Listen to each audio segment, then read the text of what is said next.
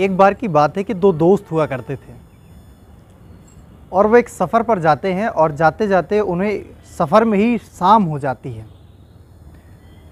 शाम होने पर वो एक मंदिर में ठहर जाते हैं।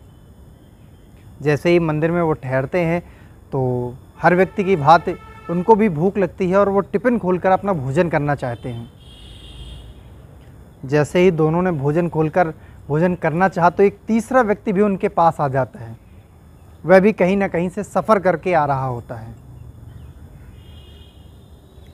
भूखा वह भी बहुत था तो उसने कहा कि भाई साहब मुझे भी थोड़ा सा एक रोटी मुझे भी दे दीजिए।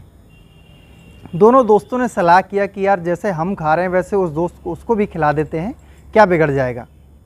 दोनों ने अपना टिफ़िन खोला तो देखा कि पहले दोस्त के टिफ़िन में 5 रोटी थी और दूसरे दोस्त के उसमें 3 रोटी थी। अब समस्या यहाँ होती है कि 8 रोटी 3 लोगों में डिवाइड कैसे बांटी जाए। काफ़ी देर दिमाग लगाने के बाद दोनों ने विचार किया कि क्यों ना एक रोटी के 3 टुकड़े करके तीनों लोगों में 8-8 टुकड़े बांट दिए जाए। मतलब 8 रोटी थी, अगर उनके 3-3 टुकड़े हो जाते हैं तो 24 टुकड़े हो जाते हैं और 24 टुकड़े तीनों में आराम से डिवाइड हो जाएंगे। 8-8 टुकड़े प्रति लड़के को वहाँ पर पहुँच जाती हैं। भोजन करने के बाद वह व्यक्ति वहाँ से चला जाता है और जाते समय उन्हें 8 मुद्राएं दे के जाता है। जो सोने के सिक्के होते हैं वो 8 सिक्के दे के जाता है। लेकिन अब सिक्का देने के बाद एक समस्या आती है कि 8 सिक्के में दोनों ये कहते हैं कि जो दूसरा व्यक्ति है वो कहता है कि 4 सिक्के मुझे दे दो, 4 सिक्के तुम रख लो।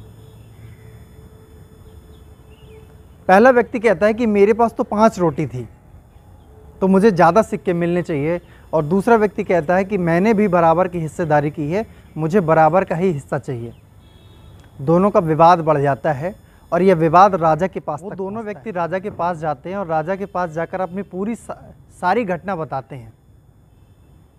दोनों लोगों ने बताया कि मेरे पास 5 रोटी थी और इसके पास 3 रोटी थी, हमने एक व्यक्ति को खाना खिलाया और वो 8 सिक्के दे के गया जिसमें हम आपस में बांटना चाहते हैं।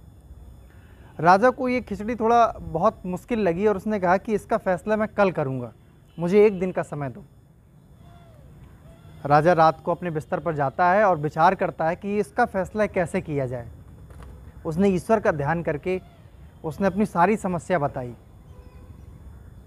राजा को रात में एक सपना आता है जिसमें उसे पूरा समस्या का हल मिल जाता है। अगले दिन वह अपनी सभा लगाता है और उन दोनों व्यक्तियों को और सभी सभा के उपस्थित लोगों को वहाँ पर बैठाता है। राजा ने फैसला सुनाया कि पहले व्यक्ति को 7 मुद्राएं दी जाएंगी, 7 सोने के सिक्के दिए जाएंगे, और जो दूसरा व्यक्ति है उसको 1 सोने का सिक्का दिया जाएगा। सभी लोग ये सुन के आश्चर्यचकित हो जाते हैं कि राजा ने ये फैसला कैसे किया और क्यों किया। राजा पूरी बात बताता है कि पहले व्यक्ति के पास 5 रोटी थी और दूसरे व्यक्ति के पास 3 रोटी थी। अगर 3 रोटी के 3-3 टुकड़े किए जाते हैं तो 9 टुकड़े होते हैं, और जिस समय इन लोगों ने भोजन को बांटा था 8 टुकड़े तो एक व्यक्ति के पास आ रहे थे, यानी 3 रोटी के टुकड़े वाले के पास 9 टुकड़े थे और 8 टुकड़े तो उसने स्वयं खाए।